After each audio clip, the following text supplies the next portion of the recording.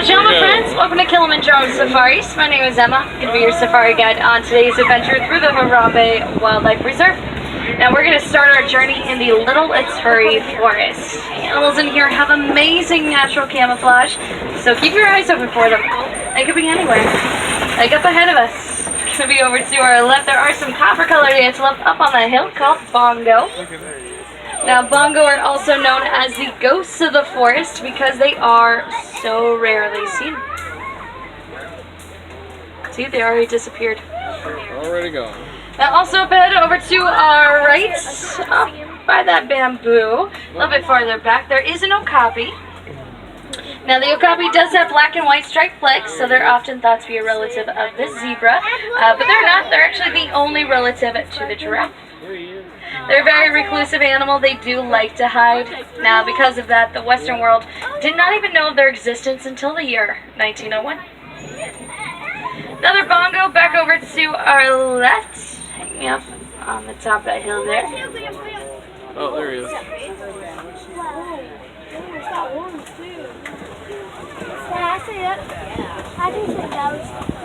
Oh, it looks like it might start raining. Do you see a different kind of antelope? The top of the hill in front of us is going to end up over to our right. The light tan antelope called a greater kudu. Now, they are the second tallest antelope in Africa. Full-grown male can get to 5 feet, just at shoulder height. Actually, tell the one up there is a female. She doesn't have horns. Only the males have the horns for the greater kudu. Then back over to our left, there is a black rhino. Fully grown, they can get up to 3,000 pounds, and they have a charging speed of about 35 miles an hour. Now, unfortunately, black rhinos are a very rare sight. There's less than 5,000 left in the entire world. That number does include the ones in zoos. It's because they're being poached for their horns, which are just made out of keratin, the exact same thing as our hair and fingernails. Right. Back over to our right, top of this hill, there is another greater kudu up there. Once again, you can tell that's a female, no horns.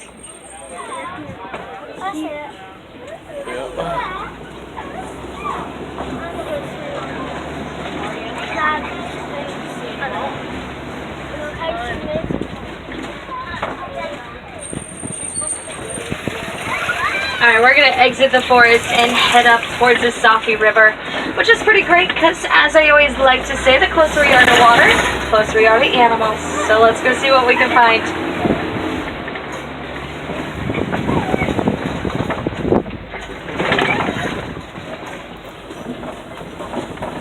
Looks like there's a Nile hippopotamus coming up over to our right-hand side. It's actually outside of the water. That's a pretty rare sight at this time of day. Typically, they will spend most of their day in the water to stay nice and cool. Their skin's pretty sensitive, so they need to keep it hydrated and out of the sun. But it's cloudy right now, so it's good for him to be out of the water. Now, hippos are nocturnal, so they'll be a little bit more active at night. More activity usually brings more vocalizations. Now, a hippo's vocalization is called a wheeze honk, named such because it sounds like that, a series of wheezes, then honks. Up here over to our left, another hippo in the water. We'll try to catch up with it in just a moment. But on the island, those pelicans are called pink-backed pelicans. They get that name because during mating season, their backs do turn a pink color. They're also colonial nesters. They're known to nest with up to 500 pairs. Another hippo in the waters to our left here. Now, hippos can actually hold their breath underwater for up to 8 minutes. They'll spend so much time underwater, they will sleep underwater. They do have a natural reflex, allows them to come up to the surface every 8 minutes or so to grab air. They can do that without even waking up. Huh. I need that power. You already sleep enough. I do. I need that power. Now, also coming up over to our left are some Nile crocodile. Oh, look at that big old crocodile. Now, they average in 16 feet in length from the tip of their nose to the ends of their tails, though they are known to get to lengths of 20 feet. Their jaws have a crushing force of about 5,000 pounds per square inch, so that does give them the strongest bite force of any animal in the world.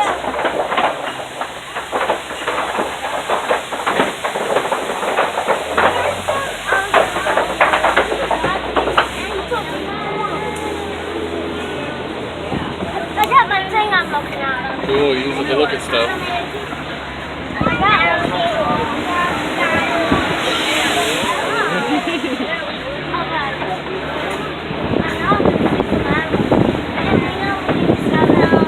We are about to enter a completely different ecosystem called the savannah. Now this is home to some of Africa's more iconic animals like giraffes, elephants, and ostrich. Now the savannah does act as a bit of a superhighway for migratory animals who move from place to place to find new sources of food and water. And everything we're going to see out here is a perfect example of the wild Africa that we're all working so very hard to maintain and protect. Now, just at the bottom of the hill up ahead of us, there are some cattle with really big horns called Ankole cattle. They're also known as Watusi cattle because they were first domesticated by the Watusi tribe. Their horns do grow to be about 3 to 4 feet in length. Look at that monster. Now, the small gazelle over to our right, those are springbok. Springbok only grow to be about 3 feet tall and weigh about 100 pounds, so the ones over there are fully grown. But they're amongst the top 10 fastest living land animals in the world. Those little guys get to 60 miles an hour. A couple more Ankole cattle, as well as some giraffes over to our right here. We'll get closer to the giraffes in just a moment once we loop back around, get past all these trees. Awesome. Now, giraffes are the tallest living land animals in the world. Fully grown, they can get up to 20 feet tall. But they do get a bit of a head start with that height. When they're born, they're already 6 feet tall. It's like, get me out of this rain. Now, just up here over to our left, inside this den are some African wild dogs. Look at them hiding in the cave. They're also known as painted dogs because of the colorings in their coats. Now, they are Africa's most successful predators. They even outrank all the big cats with a 90% success rate. Make sure we're not whistling at them. Now, they can have, like I said, 90% success rates. It's because they do have amazing endurance. They can keep running until their prey has collapsed from exhaustion. So you definitely don't want to get their attention. They can outrun this stronger. Glasses are cool. A lot better. Yeah. Now, the reddish-brown pillars coming up on both sides of the ground. These are termite mounds. They are made out of dirt, dung, and saliva. Now, with help of the sun, they bake to be as hard as concrete, and elephants will actually use them as scratching posts. And once they're worn down from that, smaller animals do climb on top of them to use as a point to help look out for predators. You're the one that had to sit next to the edge. We're really getting to go mudding now. Okay, we gotta see about this weather, baby. We get to play in the Rhino. All the animals just took off. A couple baby giraffes just up here. Gonna be over to our left up on this hill. So like I said earlier, baby giraffes are already 6 feet tall when born. So it takes them about an hour to be up and walking around. They have to get used to those long legs. Also, giraffes do give birth standing up. So when those little ones came into this world, they did come in from a 6-foot drop.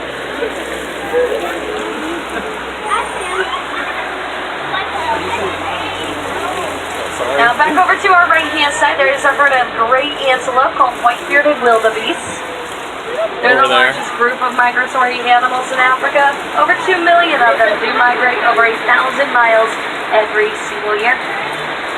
Because their herd is constantly on the move, a wildebeest calf is up and running with that herd within 15 minutes of being born. Couple more giraffes back over to our right, hiding underneath all those palm trees.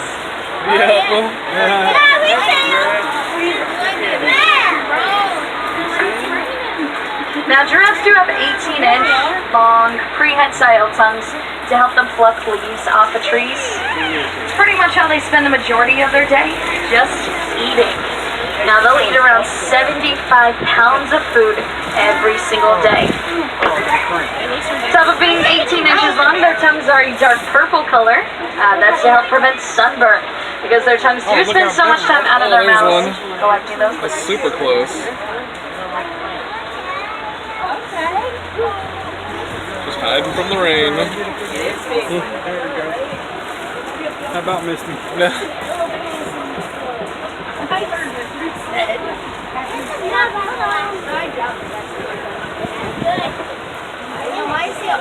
Dad, don't forget you said I could have a phone. Do you see the rain? You ain't getting my phone in the rain. No, you said I could have a phone after this. When we get back to the hotel. Girl, you get the phone when you get it. At least we picked a good time to be on this instead of walking through the park. Honestly. Alright, do you see an African elephant over to our right, just past those trees? Now the African elephant is the heaviest living land animal in the world. They can get up to 14,000 pounds when fully grown. Now coming up over to our Sit down. left, inside of this big rock there is a mandrill. Oh, look at him. Now mandrills are the largest and most colorful monkeys in the world. They're also terrestrial monkeys, meaning they do make their home on the ground. So that's where they're going to find their food. Now they are monkeys because they have tails, even though their tails are only about 3 inches long. There's actually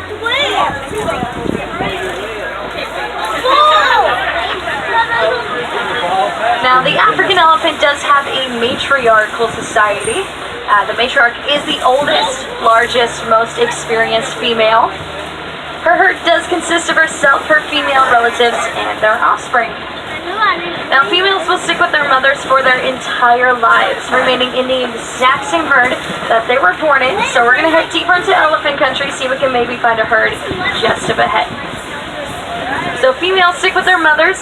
Males are actually driven out of the herd when they reach about 13 to 15 years old. It's because they start to get a little too aggressive at that age. Then once driven out of the herd, males will spend the majority of their adulthood by themselves. They are pretty solitary animals, though sometimes they'll come and go in a loose bachelor group.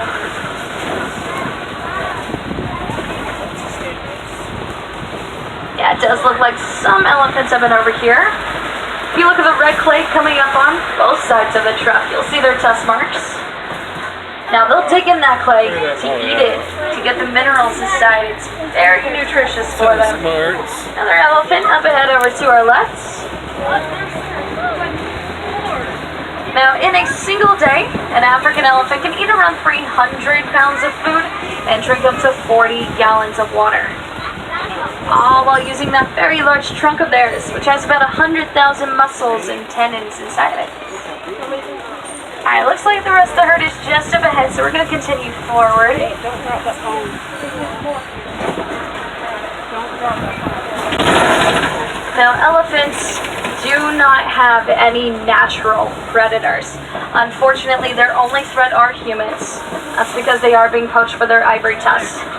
But they're also experiencing a great amount of habitat loss. A lot to do with mining for a metallic ore called coltan, which is used in the production of our electronic devices, such as cell phones, cameras, computers, and TVs. So if you want to help out these African elephants, help them regain their home, all you have to do is just recycle those electronics once you're done using them. Ethan, move your head. I got one of the other ones. Now, looks like also coming up to our left is a flamboyance. A flamboyance is a group of flamingos.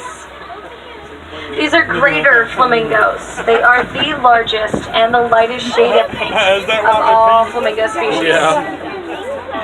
Now, when they hatch, they are just a gray color. They don't really get their full pink shade till they're about 1.5 years into life.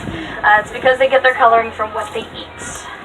Their favorite food is brine shrimp, which is packed full of beta-carotene. So it takes a little bit of time and a whole lot of shrimp before that beta-carotene really sinks into their system and starts to change their color.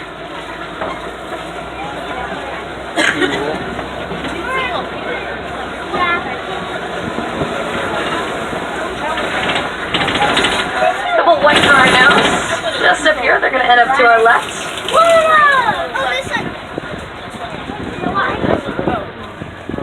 Now, fully grown, white rhinos can get up to 5,000 pounds. And they get their name not from their color, but from the Afrikaans word vite, which actually means Fine, fly. I've been shooting over They have you. very wide mouths and a broad set body. We call them white rhinos just because of a simple mistranslation of that word vite. So we're going to come around, see if we can get a little bit closer look.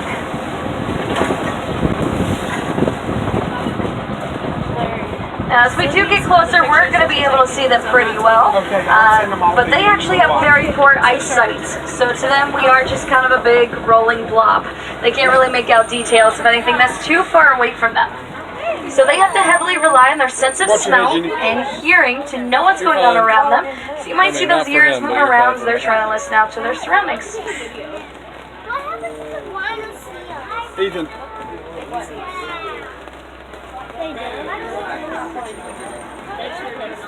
Take a video of it. That's what I've been doing. You get it?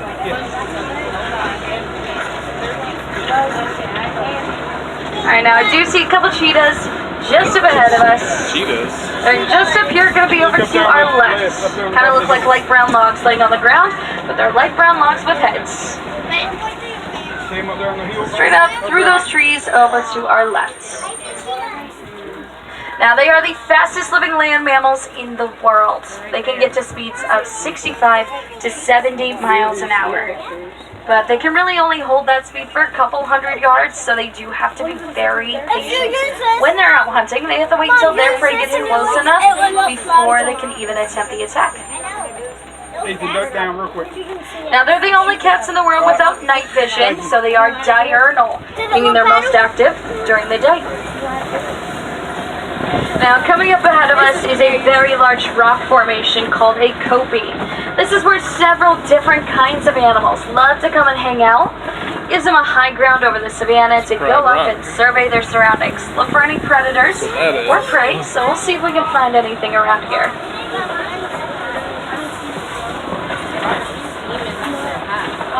Oh, something's out in the road. Now, it looks like coming up over to our right-hand side is a small brown antelope called a bontebok. They're actually the cousins of the white-bearded wildebeest we saw earlier. They do have a pretty interesting story. In the early 20th century, there were only 17 bontebok left in the entire world. It's because they were being poached almost to the point of extinction for their coats. But local farmers heard about this, took them in on their farms to help protect them, and their numbers slowly started to grow. It's just over 3,000 bontebok in the world today, and their numbers are continuing to rise.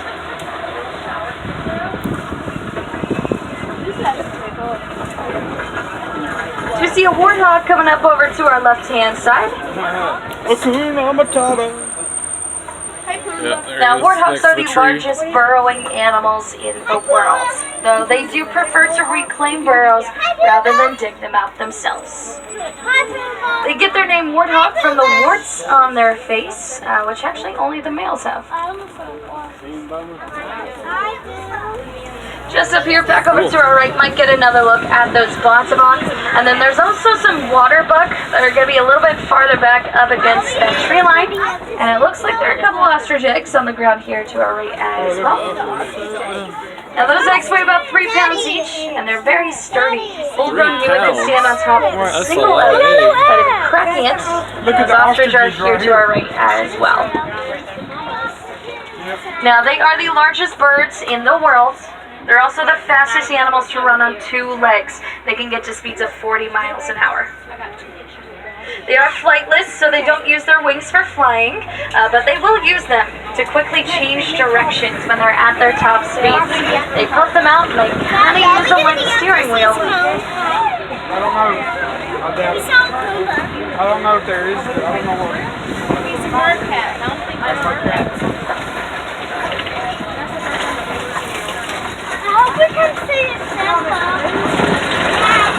We are entering the last part of our reserve. It's called the Magadi Glen. It's also the most recent addition for us. Now, expansions like this one on reserves can be funded through the Disney Conservation Fund. And so many reserves and conservational efforts around the world do receive donations from that fund so that they can continue to have and expand their safe havens for these animals. Cool.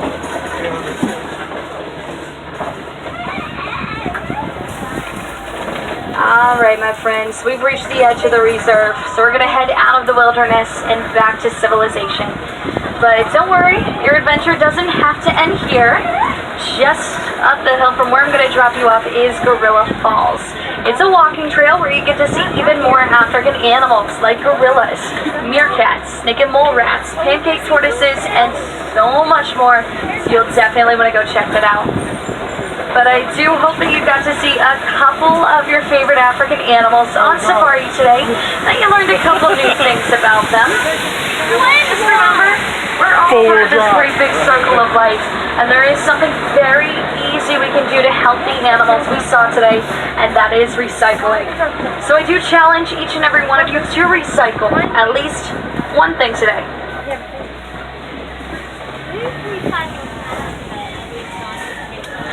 We're at the end.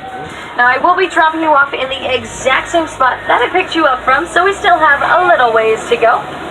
But if I have any wilderness explorers on board, the name of my truck is the Simba 1. That's spelled S-I-M-B-A and the number 1. Now, you will need to know that to get your safari badge, which you can grab back in the village, straight across from the entrance of Kilimanjaro Safaris.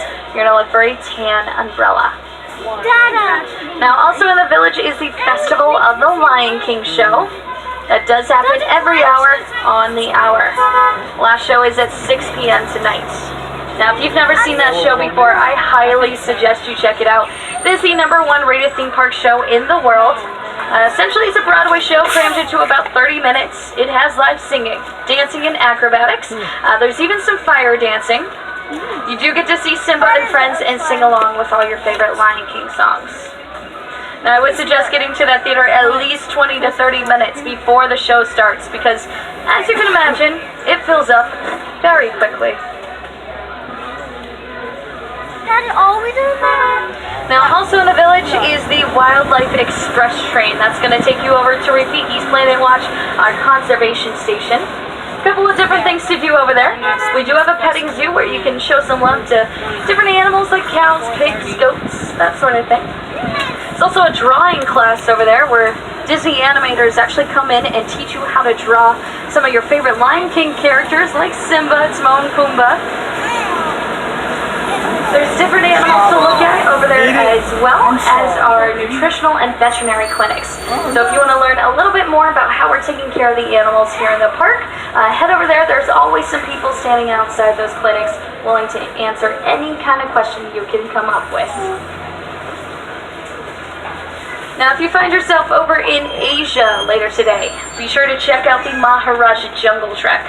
Much like Gorilla Falls, it's a walking trail, but over there you get to see Asian animals like tigers, Komodo dragons, lion-tailed monkeys, different kinds of birds, and antelope, some giant bats, maybe even some water buffalo.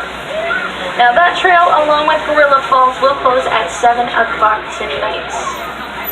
Now, Wilderness Explorers, you do have badges on both of those trails, as well as out at Rafiki's Planet Watch. So if you haven't grabbed your badges from Rafiki's Planet Watch, I would do so sooner rather than later. Those badge stations will close before any others in the park, as the train does stop running at 4:30. We're almost back to our dock. We're just waiting for a couple trucks up ahead of us to be loaded with guests and sent off to their safaris. Then we'll be heading on up. So go ahead and take this time to look around your seating